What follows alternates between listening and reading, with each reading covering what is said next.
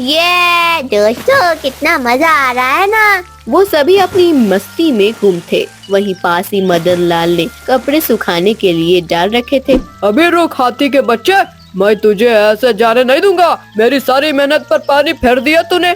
मुझे माफ कर दो। हम सब दोस्त खेल रहे थे, हमारे खेल में पता नहीं चला हमें। अरे शिल्पा देखो तो, ये हाथी का बच्चा तो बातें करता है। बोलने वाले हाथी के तो ढेर सारे दांव मिल जाएंगे हमें। ये कहानी एक शरारती हाथी की है जो अपनी नन्ही मुन्नी शरारतों से सबका दिल जीत लिया करता था। वो बहुत सुंदर था क्योंकि वो अभी बच्चा था, लेकिन कभी कभी उसकी शरारती उसकी मम्मी को चिंतित कर देती, क्योंकि उसकी मम्मी को यही डर रहता कि जब ये बड़ा हो जाएगा तो इसकी शरारतें कहीं उसको मुश्किल में ही ना डाल दे।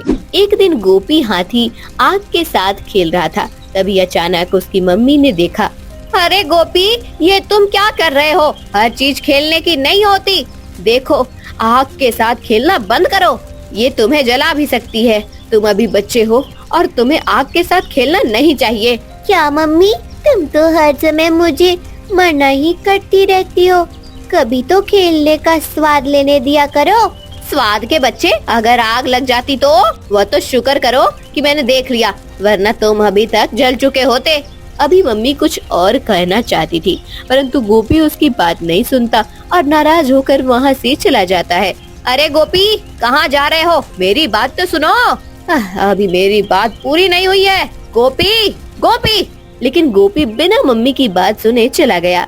उसके जाने के बाद मम्मी बोली, एक तो आजकल के बच्चे भी ना बहुत जिद्दी हो गए हैं। कितना मुश्किल है ना इनको समझना। गोपी उदास था और वो खुद से ही बातें करने लगा। पहले तो ऐसा नहीं होता था, हर कोई मुझे प्यार करता था, परंतु अब क्या हो गया है। यही सब सोचते हुए गोपी रोने लगता है। तभी लोमड़ी आ जाती है।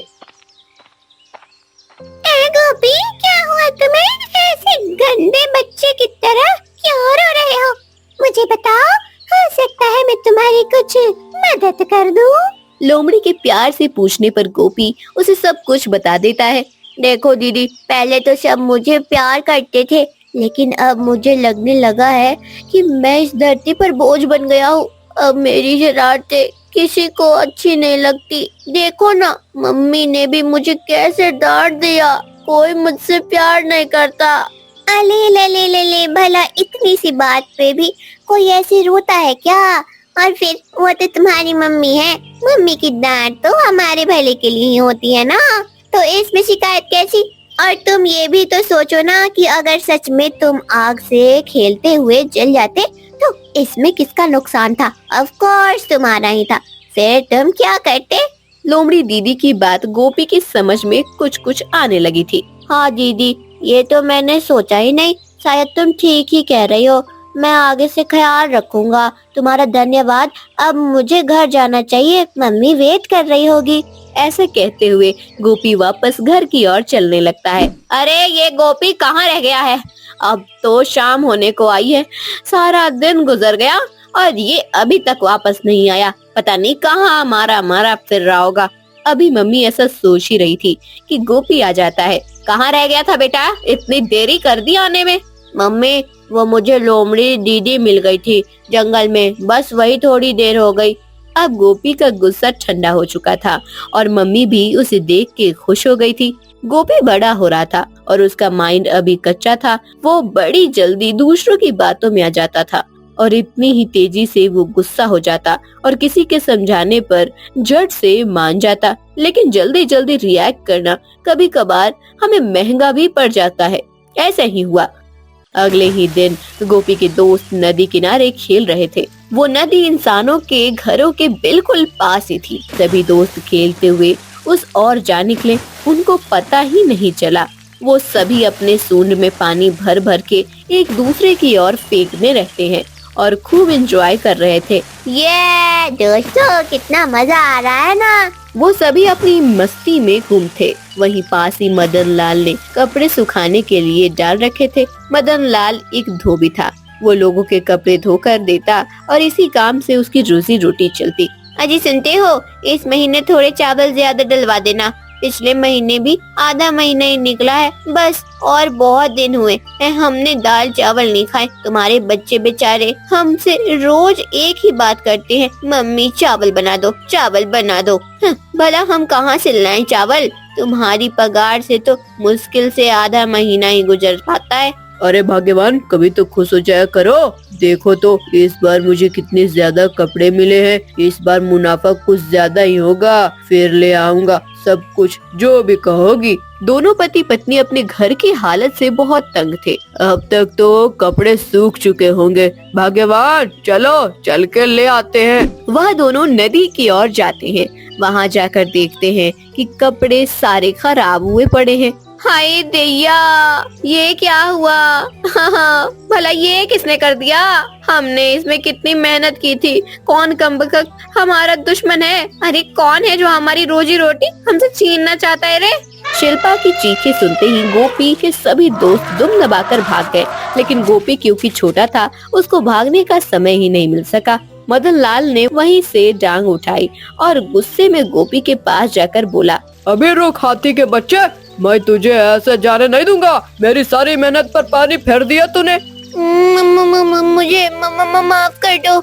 हम सब दोस्त खेल रहे थे, हमारे खेल में पता नहीं चला हमें। अरे शिल्पा, देखो तो ये हाथी का बच्चा तो बातें करता है। बोलने वाले हाथी के तो ढेर सारे दांव मिल जाएंगे हमें। तो फिर सोच के रहे हो जी? उठाओ इस हाथी के बच्चे को और ले चलो अपने घर।